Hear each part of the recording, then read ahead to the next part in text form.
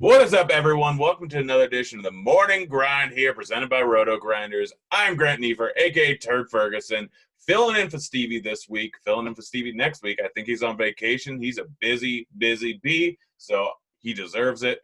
But it's me here. We're breaking down Week 10 of the NFL Early Week Podcast. Remember, this is Wednesday, so new news can come out. We do the best with what we've got, but we're giving you an early preview to everything. I'm joined here by one of my buddies, Blender. How you doing over there? Good. Just got back from the dentist, so my face is getting a little bit more feeling left. So if I slur a couple of words, you'll know why. Yeah, I had a bottle of wine last night, so if I slur a couple of words, that means there's probably just something wrong with me because it's been like 18 hours. But in any case, we got some football to break down. And side note, I have near perfect teeth. Dentist told me last time. Don't know how. Take terrible care of myself, but genetics are a wonderful thing.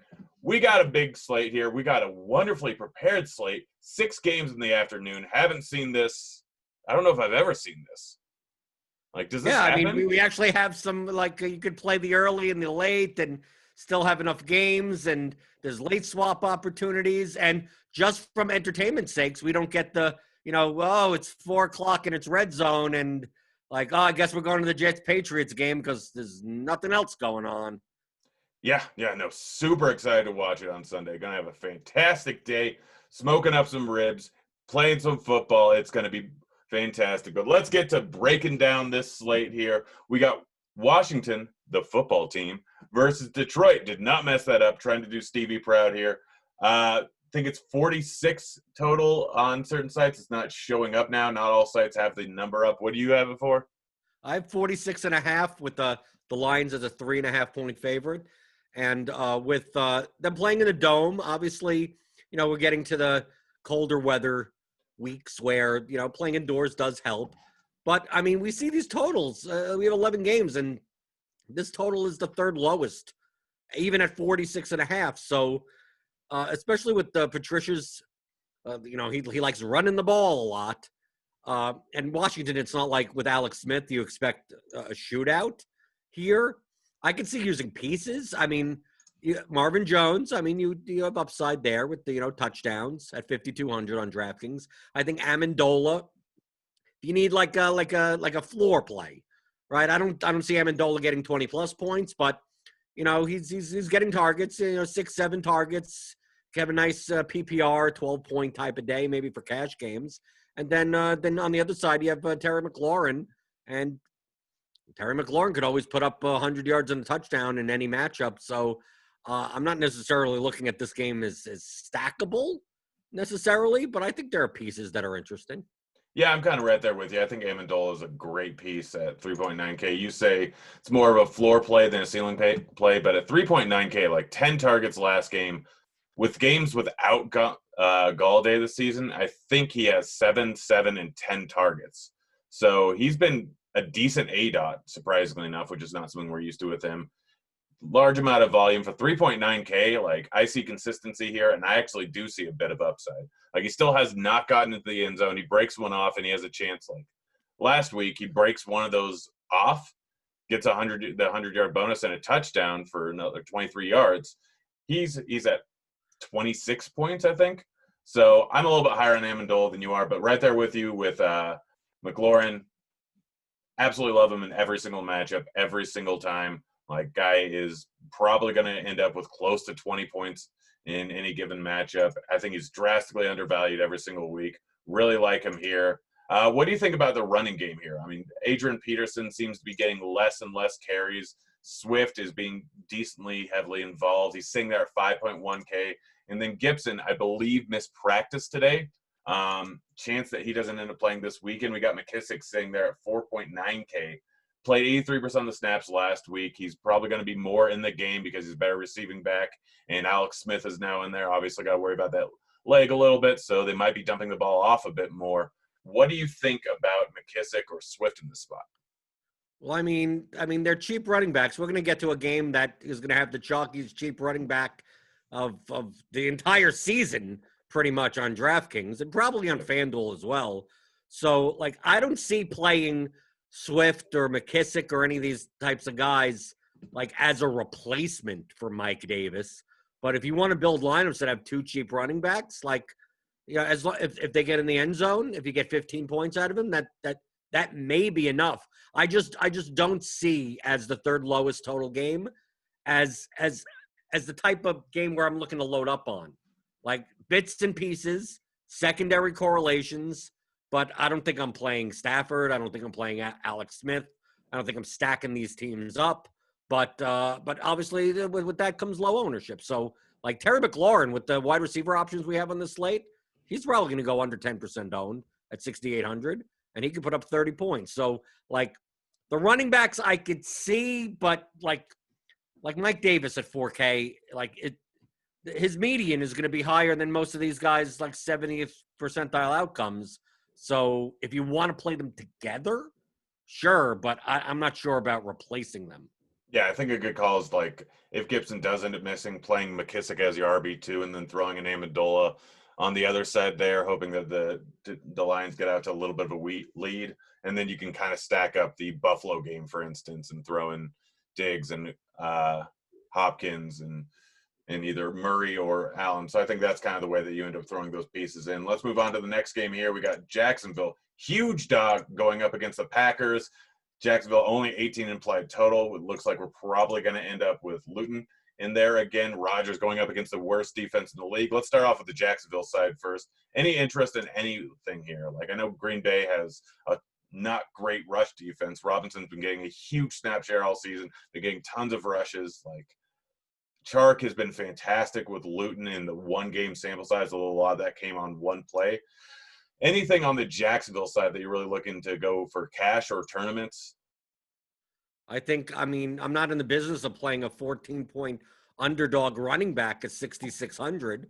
And obviously their passing game could go to multiple receivers. I could only see playing Jacksonville in lineups where I'm playing like Aaron Jones or Devontae Adams. Like I don't see the likelihood in this game where Jacksonville wins, like outright, where, multiple of their pieces will pay off. So the only chance of a close game is, well, obviously Aaron Jones and Devontae Adams have ceiling games, and Jacksonville stays close. So one of these guys, Keelan Cole, Chenault, Chark, someone, Conley, but who knows who's it's going to be. So like Robinson with Thompson back, I'm not convinced is going to get a ton of passing work, and his touchdown equity is going to be low in a game where they're the biggest underdog on the slate.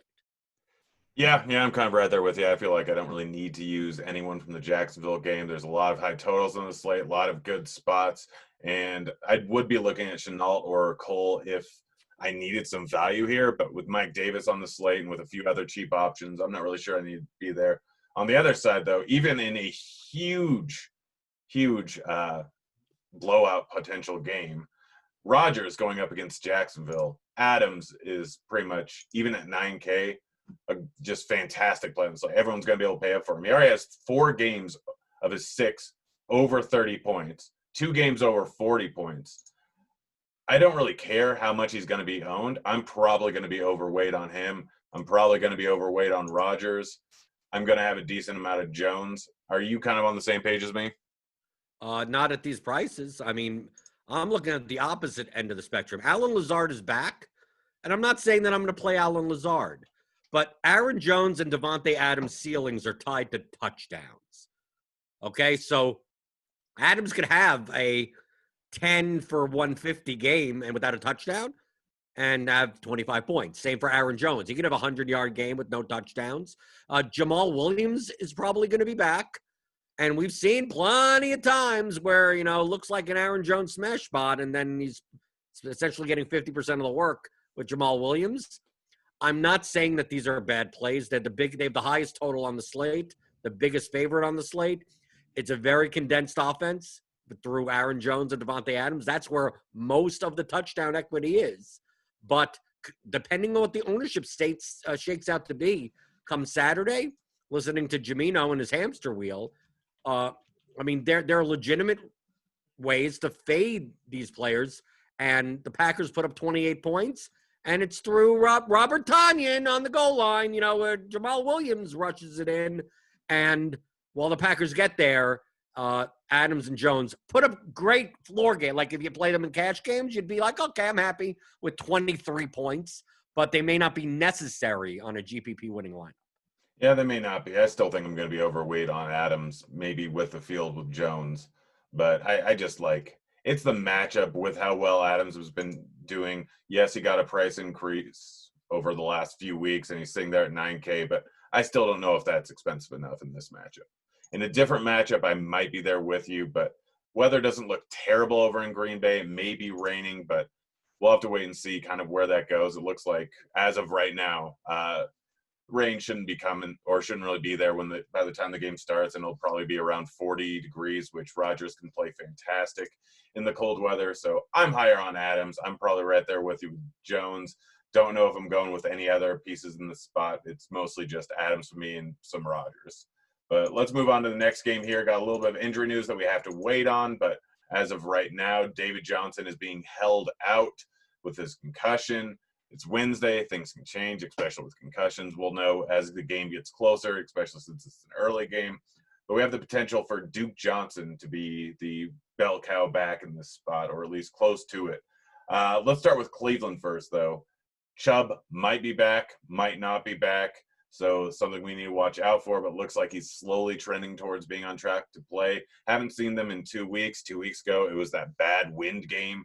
So a lot of those numbers we don't really know with their first game without OBJ.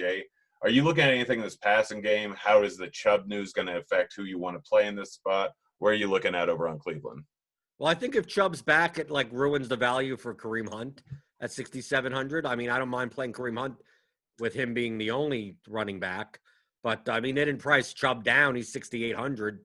So, neither running back seems appealing. But, I mean, this Texans defense isn't very good.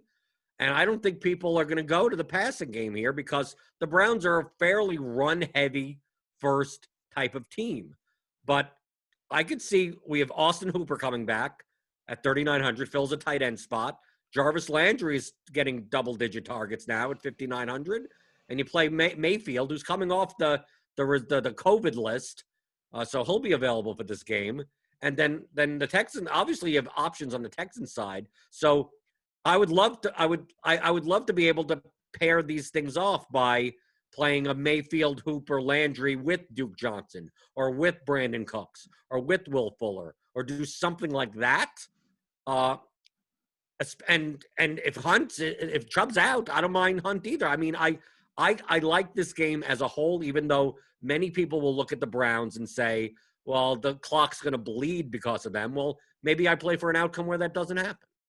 Yeah, and I mean, remember, Hunt or Chubb put up big numbers multiple times with both of them playing in the same game. And when you look at earlier on the season, Cincinnati, Hunt had a 24-point outing. Chubb, we've seen break off massive runs on a fairly consistent basis. Week 2, week 3, he ended up over 24 points. So it's within the realm of possibility where one of them ends up getting there. So I don't really have a problem with playing either of them just because of the matchup going up against Houston, who really doesn't have a great defense. But they're not the top-tier running backs, the top-owned running backs on the slate. I am probably a bit higher on Higgins. He only got 3 targets in the last matchup. Landry ended up with 10, but that was, I think, more because of the win game. They weren't able to throw the ball far. It was mostly running game. It was a low-scoring game. I think there's a spot where Higgins could do a little bit more. And sitting there at 4.6K, I think he offers a bit of upside. And over on the other side, Houston, are you going to play Duke Johnson? Are you just going to double-barrel cheap running backs if David Johnson's out? Well, I mean, who else is going to be running the ball? I mean, what do they got? Buddy Howell? I mean, what's going to happen? I mean, everyone's been waiting for Duke Johnson bell cow type of role. So if David Johnson, who was not in practice today on Wednesday, which doesn't bode well for his availability out of the concussion protocol, what's wrong? I mean, you have to expect him to get 4 or 5 targets out of the backfield and 20 plus touches, and he's 5,000. Just from a volume perspective, why wouldn't I? Would I play him as a replacement for Mike Davis? Probably not. But as far as double barreling or flex spotting a cheap running back, who else is going to be playing? He should get the goal line carries. I mean, the only thing that's going to happen is Watson steals a touchdown or something. So, especially with people going to Mike Davis, Aaron Jones, those types of builds, Chase Edmonds, if Drake is out, Duke Johnson's ownership may actually be lower than he should be in this spot. Yeah, I completely agree. I'm right there with you. Duke Johnson gives you a nice little floor with his receiving upside. He should end up with 5-6 targets in this spot here. Had 4 last week, 5 the week before. And so I like him in this spot. I will use a decent amount of him. As for the receiving game, Cooks and Fuller are fine, but they're not guys I really want to go with. Fuller would probably be my preference just because he's had a touchdown in 6 straight. I don't know if that trend continues, but still at 6.7K with his ability to break off a big reception at any given time, I don't mind using him. On to the Philly versus New York game. We got a 44.5 total. Shepard, I think, was held out of practice today or limited, so we have to watch that. But this is just a game where I don't really have a ton of interest. We'll start with the Giants side of it. Freeman might be out. I don't know if I want to mess with Dion Lewis or Gallman with so many cheap options here. Receiving game, I don't know if I really want to go with any of them with so many mouths to feed. You got Tate, you got Shepard, you got Slayton, you got Ingram. Lots of plays to go around. And Philly's defense hasn't been bad so far this year. Is there anyone you really want to use for the Giants? I mean, Ingram, because he fits a tight end slot, and tight end is usually, hey, anyone can get a touchdown or 2 touchdowns or something. He's been getting targets, so I have no problem with that, but it's the lowest total game on the slate. I'm not stacking this game up or anything. Yeah, what about over on the Philly side? I mean, it looks like, what's his name? Sanders is on track to play right now. Again, it's early on the week. We have to wait on it, but the Giants haven't really been great versus running backs all season long. They could be out in a lead, although the Giants have been playing better recently. Fulgham is getting a little bit of a price increase, but he's been pretty good so far. Rager coming in here at probably too cheap at 4.2K. Goddard, I believe, is coming back or is on track to come back here and is sitting there at 4.2K on a slate where we don't have a ton of tight end options that we really like. I think for me, it's probably the cheaper options in Rager and Goddard for me, especially Goddard. And then I don't mind using Miles Sanders in the spot. No, I think Miles Sanders is going to come in at low ownership at 6,400 on DraftKings. And now with Philadelphia starting to get healthier, I'm assuming that some of these targets and some of the work is going to lean more towards the guys coming back and not the Fulghams. And so Miles Sanders he could catch 6 balls out of the backfield. Here's the touchdown work. The question comes into this is ambiguity. People may stray away from this coming back from injury going, well, maybe they'll just mix him in with Boston Scott or something, like that. Maybe he gets 50% of the work, but Sanders could show up with 80% of the work and destroy his price tag. They are favored. It's a 24 implied total. It's like I said, not a game I'm stacking up or anything. But if Sanders comes in at 5% ownership, I don't see a reason why not to use some of them. Yeah, and if people are worried about Boston Scott taking some of the workload, we've had this scenario before. We've literally had almost this exact same scenario against LA in week 2. Sanders coming off injuries. All right, we don't know how much he's going to get actual workload. Dude had 20 touches and 7 targets.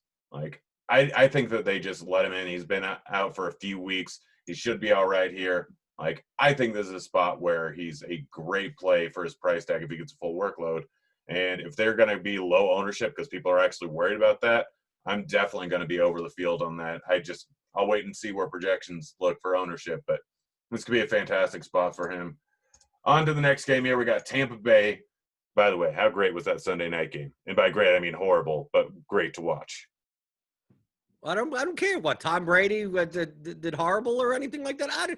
You think I care about football? I care about making money, and I needed Brady to have a better performance for my showdown line. Yeah, I didn't even play showdown. I was way too exhausted, but I did have a season-long league where I was behind by 0.2 points, and I almost won because Brady was in the negative for most of the game. It was beautiful.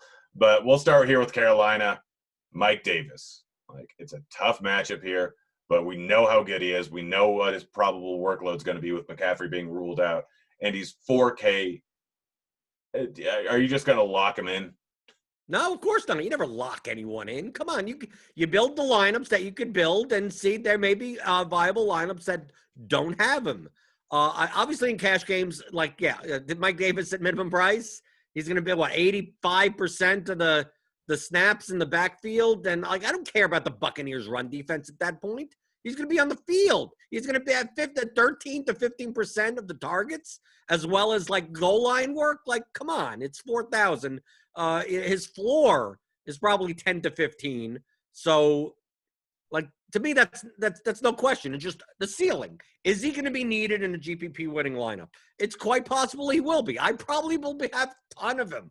You make a ton of lineups that could get different elsewhere, but this game has probably the best leverage play on the slate because of Mike Davis's ownership, and I think that's Robbie Anderson at 6,100. He's been getting. Or you could even say DJ Moore if you want. DJ Moore is kind of a boomer bust play, but Robbie Anderson, if Mike Davis ain't getting the targets, Robbie Anderson could have 12 targets in this game if the Bucs run defense kind of locks Davis down. Davis has a floor game of 12 points, but Carolina is able to keep up in this game. This game has over a 50 total.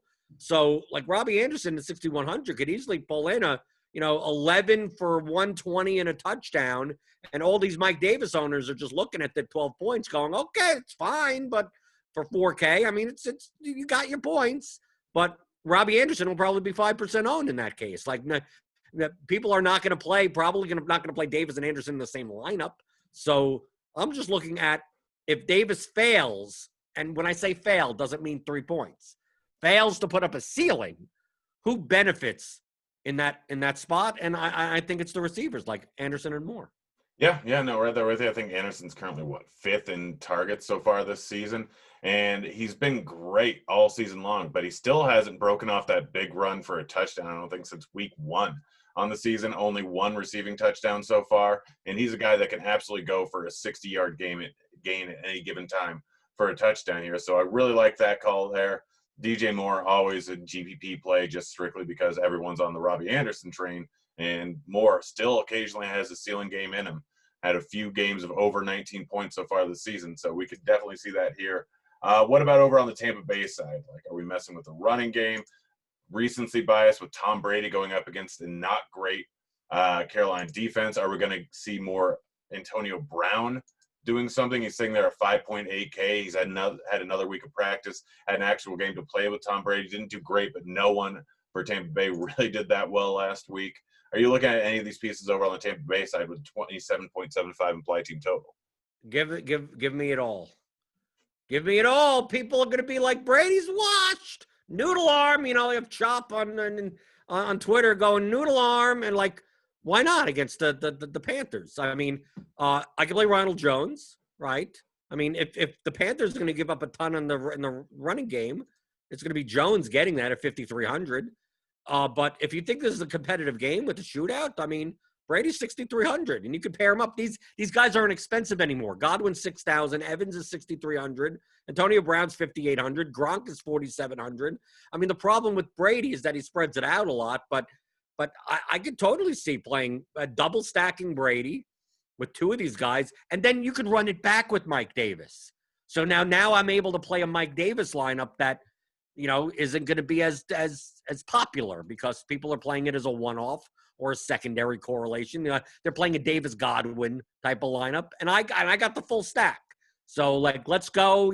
Brady gets pissed off, and he's able to count downs now, and they have they have nearly a 28 implied total.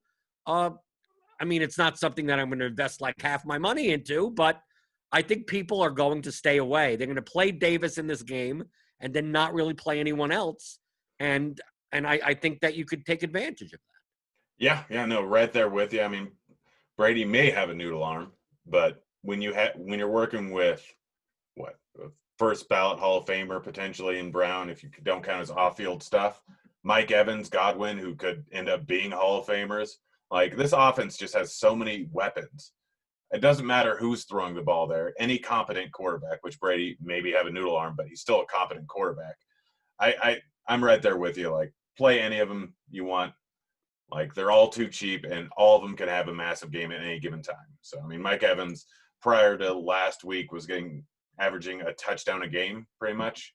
And so there's definitely upside with all these guys, especially if Mike Evans has a multi-touchdown game where he goes for 100 yards, which we haven't fully seen yet this season. Godwin just haven't seen a huge ceiling game yet either. So I'm right there with you. Let's move on to the next game here. We got Denver going up against the Las Vegas Raiders. Was worried I was going to mess that one up. Still a chance I might. But let's start off here with the Raiders. 28 implied team total here. It's in a dome. It's over in Vegas. And we look at the pricing for the receiving game. Pretty much where it's been at for most of the season. Don't really have a wide receiver over 5K here for the Raiders. We got Waller, tight end, gives you what you need there going up against Denver. You got Jacobs, who had a little bit of a rough game last week. Could end up with a big game any given time with the amount of volume that he occasionally gets. Had 30 rushes versus Cleveland, had over 20 rushes multiple times this season. Who are you looking at over on the Raiders with this high play total? I think this game you could easily stack. I think Waller's going to be chalk at tight end. So, like that, let's get that out of the way. There's really no one else to pay up for. And he's getting, nearly double-digit targets in their passing game.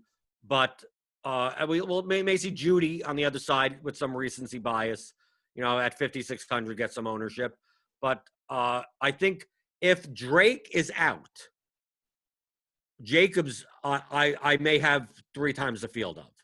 If Drake is out. And now you can be like, well, what does that matter? Drake is in the other game. Well, if Drake is out, that means Edmonds at 6,300 is going to be chalky. And then you can have Mike Davis at 4,000, be chalky. Those are 2 running back spots. Aaron Jones, 7,100. He's going to be chalky. Maybe people play Duke Johnson if David Johnson is out at 5K. So that's going to get ownership. Who's playing Josh Jacobs at 6,500? The Raiders have a 28 implied total, and they run the ball, and they have no problem giving it to Jacobs 30 times some games. And he still can catch balls, 2 or 3 balls out of the backfield. And if he's going to come in at like 10, 12% ownership, I think in comparison to an Aaron Jones or to a Chase Edmonds, I think his ceiling is nearly as high.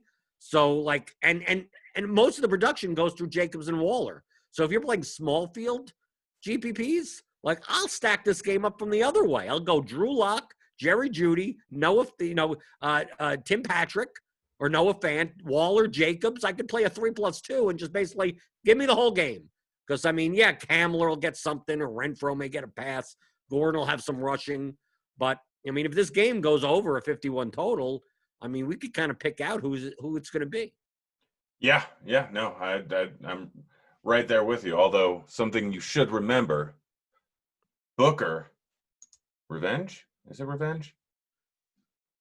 Against the Broncos? Who cares about revenge games? The guy had a 12-point outing last week. Well, he was on the field, happened to be on the field to get the touchdown when Jacobs wasn't on the field. Yeah, I know. Do not play Booker. Play Jacobs. I'm just messing with all you guys. What about over there on the other side? Locke obviously had a massive game last week. Came back in garbage time the week before against the Chargers. Didn't look good the first half in either of those games. Look outstanding the second half. Judy put up a massive game, but it could be anyone else. Fant got injured, if I remember correctly, but should be back this week. Where are you looking at for correlations for the Raiders players and Josh Jacobs, and what are you looking at just as individual players for the Broncos? Well, the Broncos, the Raiders aren't a good defense either. That's why I take a look at this game and go, the Broncos probably have a better defense than the Raiders, but the Broncos have guys in the secondary out. So, people may look at this game and go, obviously we have other games that are much more appealing than this, but, at a 51.5 total, I could see playing, with the prices, there's no receiver, there's no 7K receiver on these teams, right? The most expensive guy is a running back and a tight end. So filling these wide receiver slots with, Judy could put up a 30-point game, right? Tim Patrick could have an 80-yard touchdown. Noah Fant could obviously get the ball 10 yards and then bowl over people for another 70. So, I think the upside in this game is much higher than people will give it credit for. And compared to the ownership, if the ownership was through the roof, then we don't have to worry about it. But I can't see anyone other than Waller be that owned in this game. Yeah, something also to keep in mind, Buffalo, Arizona, going to be chalky. Most likely Seattle and the Rams going to be chalky. New Orleans, Mike Thomas might be a little bit chalky.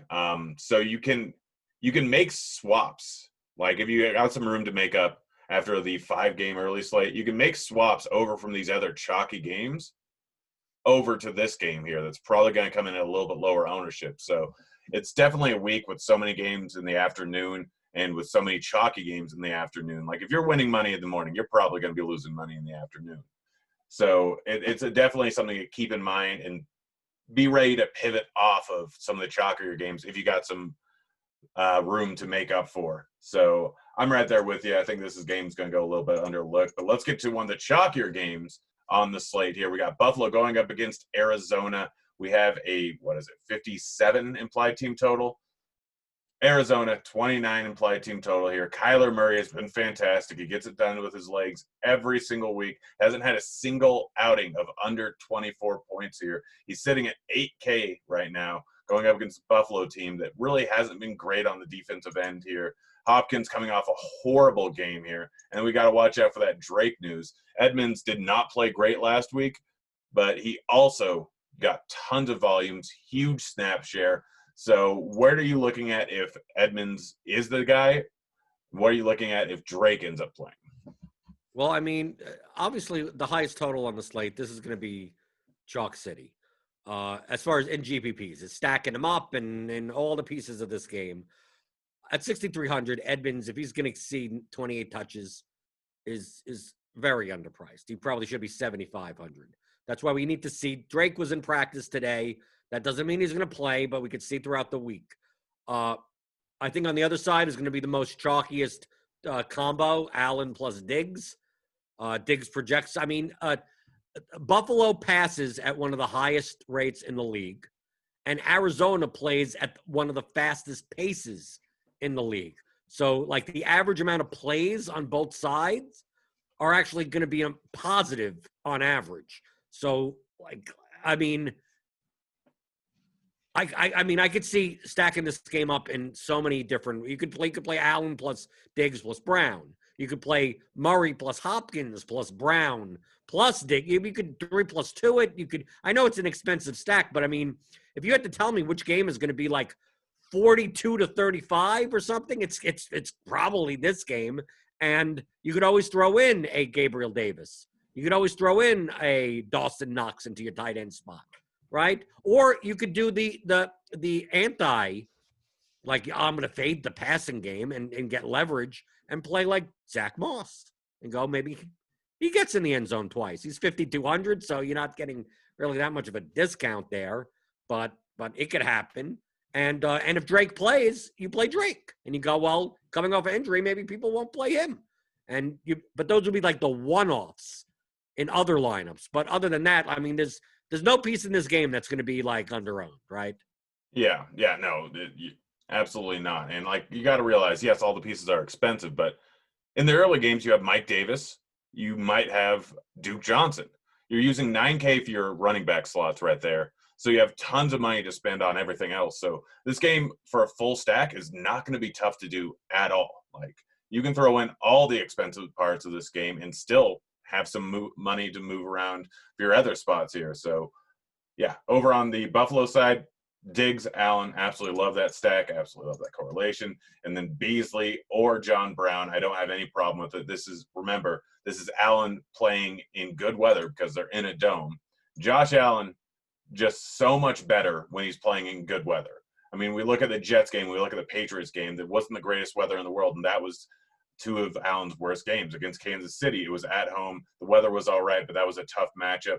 You look at him in the dome versus the Raiders, 25 points. You look at him versus LA in good weather, 30 points. Miami, the Jets, all over 30 points. And then you look at last week versus Seattle, it was 75. There wasn't much wind.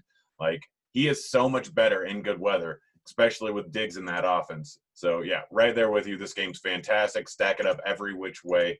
Let's move on to the Chargers going up against Miami. We got a 48.5 implied total here, over under here. Tua, not that expensive. Herbert, not that expensive. Miami's defense has been really good. Let's start off with the Miami side of it. Preston Williams is now placed on the IR. We have Grant sitting there, just 3K. Again, we have a lot of value on this slate. Are you looking at any of this Miami pass game? Are you looking at any of the run game? I know that it looks unlikely. that Breida is going to miss this game. I think right now he practiced today, if I remember correctly. But the running game is just a mess regardless. Who are you looking at for the Miami side, if anyone? I think this is the vomit stack of the day. I think this is if you're going to go for it, the vomit stack is on the Miami side. I don't want to deal with the running backs. Like, the only thing that I could see is if they keep Breida out, maybe you take a shot on DeAndre Washington, because he didn't play last week because he has to wait a week because of COVID in order to be activated. So you have to see if, like, Salvon Ahmed, I'm assuming that they wouldn't bring in DeAndre Washington unless he was going to play. So I could see taking a shot, but we may not even know the news for that. But I just take a look at the price of the stack of Tua plus Parker plus Grant. And it just, like, Miami's favored in this game, and they have a 25.5 implied total. Okay, so, I mean, it's not the highest on the board, but you're paying $8K for two wide receivers. Both have big play upside. Tua has rushing upside, and he's cheap. He's under $6K. And then the run back is just easy. Just you play Keenan Allen, right? I mean, like, or you can play a Hunter Henry. Like, the positional spots even line up well. And if you want to throw in a Gesicki instead of a Parker or Grant, I could see doing that. And then, obviously, on the running back side for the Chargers, you have to see whether or not Pope's back or Jackson's back. But they may be a mess in the backfield also, that everyone gets 33% of the work and then none of it matters anyway. But I think with Grant and Parker's price being so low, and Allen not really being up in price, Allen's going to come in a little bit lower ownership because people are going to want to play like the Seattle wide receivers. Allen comes in lower ownership than he should every week. Right, but he shouldn't. He gets like 13, 14 targets, and he's getting end zone targets and everything. Like, I could see this being the cheap stack of the week. The whole 3+1, the correlation and everything. Yeah, it's absolutely beautiful. Like, you can do a 4-man stack. You can bring back Keenan Allen, depending on where the running game goes, and go with one of the running backs too. It doesn't matter if Allen goes off for a 20-point game. That's probably going to happen. He's going to get 10 to 15 targets. He's going to get 7 to 10 receptions, and he's going to get 70 to 120 yards roughly, and he has a decent shot at a touchdown. Like, Keenan Allen is just fantastic every week. If you don't have the money to pay up for him, Mike Williams is always has a chance to go off for a massive game. Like, every single week, he's just so big, so physical, and has such downfield and red zone threat that the upside for him is massive. I love this spot here for the Chargers. It's not an easy matchup, and the Dolphins have actually been pretty darn good on defense so far this year. And it's the Chargers. So we know this. One of my favorite bets of the week is Miami -2.5. If it gets to that 3-point mark, I don't know if I'll end up going there because Chargers just always keep games close. But I think Miami plus or -2.5 is one of the best spots of the entire week. Chargers just find a way to blow it every single week here. So I'm going with Miami, but I'm right there with you. Stack up the spot. Keenan Allen is probably my favorite wide receiver play on the week again, with people going to Diggs, with people going to Hopkins, with people going to Michael Thomas, with people going to Devontae Adams. I love Keenan Allen here, especially where it's easy to pay up for him. All right, let's move on to the next game here. We got San Francisco going up against New Orleans. We got a 49.5 in total on this one.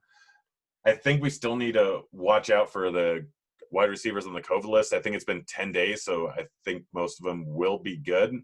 No, I think I've seen that Bourne is still going to be on the COVID list, but Samuel may be back. Ayuk is definite, but Samuel is injured, so I don't know what's going on with the Niners. For the Niners, to me, you play no matter what. You're playing Brandon Ayuk at 5,700 if you're going to play anyone. Personally, and I mean, he's at home, he's in a dome. I'll sound like Derek Carty, but Michael Thomas is 7,400. Yeah, and I know some people silly price tag. No. Some people are going to look and go, well, maybe they're not going to feed him. Right? Maybe they look at the past games and go, maybe Breeze will spread the ball around. You got Emmanuel Sanders there, right? You got Jared Cook there. The Traquan Smith's getting some of it, but he's at home. He's in a dome. It's 29.25 implied total. Like, I'll play Michael Thomas over Stephon Diggs, and I'll live. I played Michael Thomas at nearly 10,000 last year, and he still made value. So I'm not scared of the Niners defense anymore. Most of their good players are out for the season, so it doesn't matter to me. If Michael Thomas comes in under-owned, I will be over the field on. Yeah, no, I mean, just looking at his games last year, he was averaging 28 points at home outside the playoffs, I think. So last year against the 49ers, he was 8.3K and he put up 30 points. I'm right there with you. Thomas is a fantastic play. We'll see where ownership comes in, but there's not many ways that he ends up not getting there. We only have a 2-game sample size, one of which he didn't play the full game so far this year. And the other one, they were just absolutely blowing out Tampa Bay. They're up 28 or 33 at half, whatever it was. So right there with you with Thomas, right there with you with Ayuk. Remember that Kittle is not in this game. Yes, the running backs, you don't know who's going to end up going off. We got Hasty in the mix. I think that there's a chance that Coleman ends up coming back. We got McKinnon in there. So I don't know if I'm going with the running game. Kamara staying there at 8.2K is not the worst play in the world in any given spot. But Thomas being back definitely eats into a lot of his passing game work. So it's mostly Michael Thomas for me, which is weird in this game. Any interest in Breeze at all?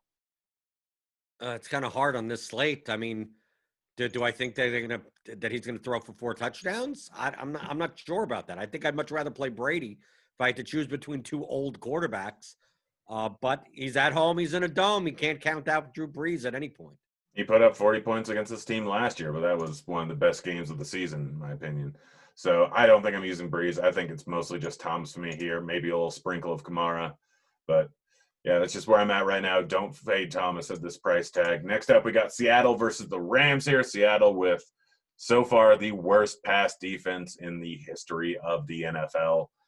Goff, not really a guy that I like to target too much. Hasn't put up a massive game yet this year outside of the one he had against Buffalo, and that still wasn't that big and mostly reliant on a rushing touchdown. But this is Seattle. They're a favorite.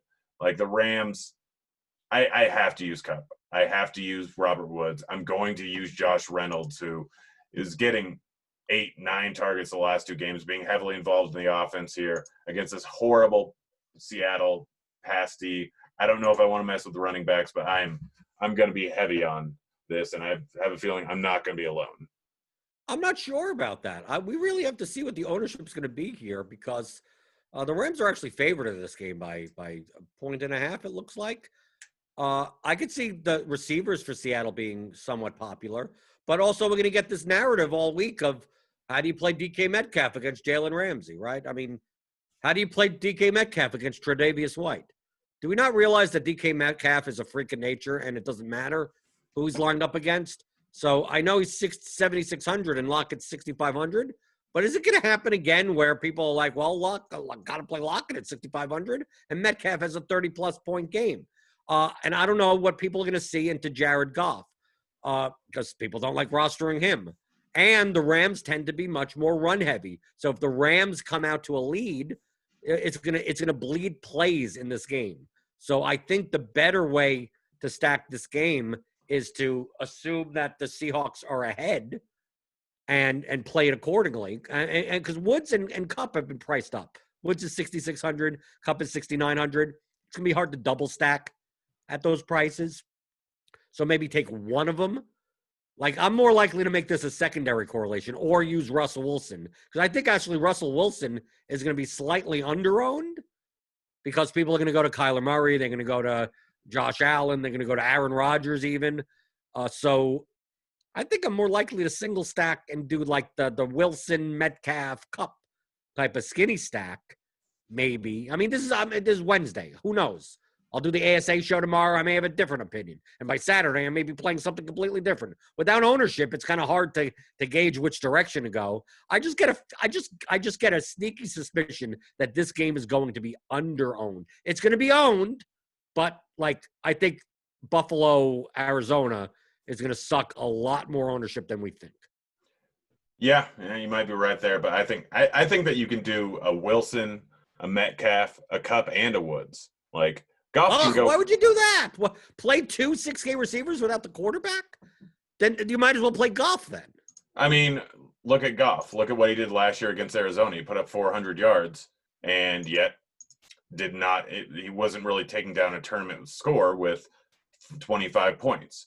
Like, we've seen him on multiple occasions. He hasn't had over, 25 points in I don't know. He's had it once or twice in the last year. He hasn't gotten to the 30 points. We have guys like Kyler Murray who can run the ball a ton. We got guys like Russell Wilson who can put up 35 points. There's a lot of different guys that can end up putting up 35-plus points. We have the cheap running backs that we can throw in our lineup in Duke Johnson and in Mike Davis. So we have the extra money where we can spend up for Allen, for Wilson, for Kyler. I don't mind throwing them in there. And then, like, if I throw Wilson in, I'm fine with throwing in Woods and Kupp over on the other side, because if Wilson gets out to a decent lead and the Rams are forced to throw the ball, then Woods and Kupp could end up with a large amount of points, and Darrell Henderson can end up snaking the ball. Kupp had 22 targets last week. Like, he didn't get a touchdown, and he still had 22 points. We've seen multiple times Woods putting up a big outing. Like, last week's a perfect. But he threw 60 times. Come on, that's not going to happen again. 60 passes? It very well could end up being somewhat close to that. We look at last season multiple times. The last 3 weeks of the season, he almost averaged 50. Okay, but that's why you play golf with the tours. I can't see playing 2 6K receivers without the quarterback. Yeah, that's fine. I mean, if they're going to get touchdowns, let's say they both get touchdowns, and Goff gets the touchdown. So why wouldn't I want him? Because you can play Wilson, you can play Allen, you can play Kyler Murray. Like, with their rushing upside, it's if Goff goes for 400 yards and 3 touchdowns, is he the highest scoring quarterback on the slate? For his price, sure he is. He's 6,500. Are we sure about that? Because Wilson can go for 35 points. Allen can go for 35 points. Kyler Murray can go for 40 points. They could go for 70 points. They could go for 114 points. We could make up numbers all we want. I mean, if you're playing 2 6K wide receivers in a large field GPP, you're playing them for 30 points each. So if Kupp and Woods get 30 points each, how does Goff not have at least 30 points? Yeah, but Kyler Murray and Josh Allen and Russell Wilson all have 35-point upside. They've done it each. Oh, I'll make up the 5 points by I have those. Who has those 2 receivers in my lineup? I'm probably playing the lineup that has more leverage. So who cares?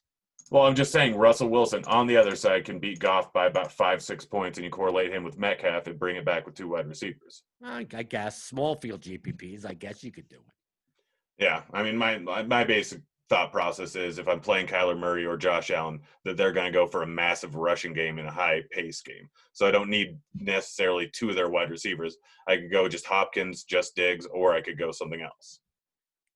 That's kind of my thought process. I'm not saying could happen. Yeah, with the cheap running backs, you might have a little bit extra money to throw around. So just swapping up to Wilson, swapping up to Allen, swapping up to Kyler, based on how things kind of turn out. But, yeah, good points. Let's move on to the last game of the slate here. We got Cincinnati going up against Pittsburgh. We got a 46 total or 45.5 total here. Mason Rudolph may be the quarterback. We don't know about Big Ben. Still up in the air whether he ends up playing this week. They might hold him back just because, they don't really need to win this game, and it's not going to be a tough-to-win game, even if he is out here. But Mason Rudolph could be sitting there at 4.1K.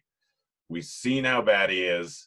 But he's got weapons. This is the Cincinnati defense that's really not great. Are you looking at any Pittsburgh players without Ben or with Ben? If Ben's out for this game, I'd probably exit off of my player pool. I just don't see how this game reaches a ceiling without Roethlisberger at quarterback. Yeah, you're right. Mason Rudolph, he's like 4,100 at quarterback. We have quarterbacks that put up 30-plus points. Like, you're not winning a GPP with Mason Rudolph sitting there with 16 points in a little vomit stack there. And I don't care what his weapons are. I just don't know if he can take advantage of them. And it's a low enough total as it is. So, like, if Ben is in, I don't mind. Deontay Johnson at 5,200, okay. Let's take a one off of him. If Connor, I can take a shot at. But, like, I don't buy into the notion that if Mason Rudolph starts, that, now they're just going to feed Connor because they don't trust Rudolph. Well, just the offense as a whole is going to be much less effective. And to pay $6,900 for Connor and a less effective offense, that we have so many other running backs on the slate to play that I don't necessarily need to reach for Connor at $6,900. And then on the other side, they're playing, the Bengals are playing the Steelers defense. Sure, weird things could happen, right? Mixon, if he's back, Boyd, Green, all these guys, they could. But it seems like the type of game that unless Roethlisberger starts, Like I may end up with no one in this game in my entire play. So what if Roethlisberger is out or Roethlisberger's in and Juju ends up missing? I didn't know Juju was out for missing. I don't think it's a whole lot, but he did not practice today. I'm going to look it up right now. It's a Wednesday. Who cares about practice on Wednesday? I'll be like Allen Iverson. We're talking about practice. Yeah, practice. I'm just trying to give everyone the information that we got right now and just kind of go through every possible scenario because it's Wednesday. We don't know what's going to happen. Wednesdays off all the time. No one has any doubts about what I'm doing. Yeah, well, yeah, that's fair. That's fair. I don't know if Juju ends up missing or if Roethlisberger ends up playing. I could see Deontay Johnson being a potential play. Like we've seen so many 10-target games out of him. Or if he goes for a touchdown here, he could end up with a crushing value. Or we could see him get injured, 10 plays into the game, like has happened in half the games. But I'm not terribly interested in anything here. Mixon would be a guy that would be interested in if we didn't have other running backs available and if he weren't 6.1K and if it weren't Pittsburgh. So way too many things working against him there. I don't think he ends up getting there. But it's a divisional game. I could see this game end up being close. But I think most of my interest is kind of on Rudolph and Johnson. And it's entirely based on a whole lot of different things and Rudolph's price. But you played Gilbert last week. You didn't learn your lesson? Yeah. Gilbert was playing on a team with an 18 implied team total. Rudolph will be playing on a team with a 26 implied team total. Okay. I got to give you at least it's better than Gilbert. You're right. Yeah. Well, yeah. I'm still not. Bet on the props. Go bet on the props instead of rostering him. Do that. If the total stays this high, we'll be betting on Mason Rudolph props. That is for sure. I can't remember the morning grind game, but I'll do the best I can. Give me a quarterback outside of the top 5 to go for over 300 yards. Outside of the top 5, because I never prepare for these, even with Stevie. Yeah, outside of the top, what's considered the top 5? Top 5 salaries. So pretty much. Top 5 salaries. I'll say anything other than the Rams. Oh no, I'm gonna go. I know what I got. I got Tom Brady. All right, Tom Brady. I like that. I am going to go with Derek Carr. Yeah. Give me a running back outside of the top 5 and projected. Low-owned running back to score a touchdown. A low-owned running back. Oh, Josh Jacobs. I'm assuming he's going to be low enough owned. Yeah, you stole my guy. I'm going to go with Miles Sanders. Give me a wide receiver to get 10-plus targets. 10-plus targets. That's obviously not in the – I can't say Devontae Adams. I think you can say anyone outside of Devontae Adams. Or out of any – I mean, that Stephon Diggs. I mean, you make it to – how about anyone underneath 6K that's going to get 10? You can honestly go underneath 7K because Keenan Allen and Michael Thomas are over 7K. That's right. Okay. So, I mean, then you got McLaurin there. I'm assuming McLaurin's there.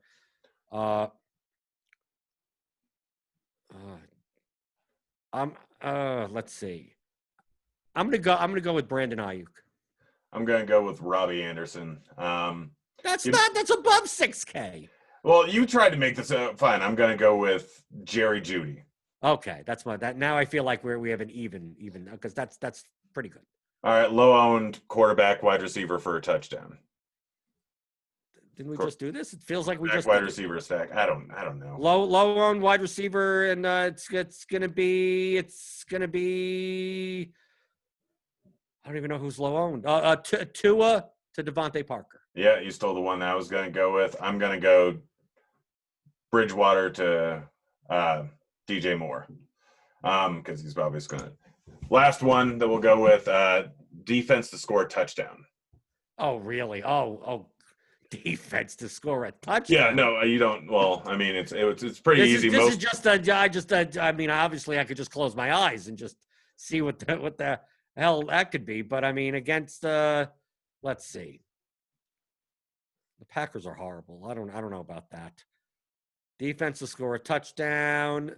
It depends if Rudolph plays, because maybe I think they take the Bengals. Who could it possibly be? I'm going with the Rams. You're going with against Russell Wilson? Yeah. Okay. If you want to take that, no, I'll hedge my bet against the the cheap stacks that I may be using. I'm going to take the Raiders against Drew Lock. I like that move there.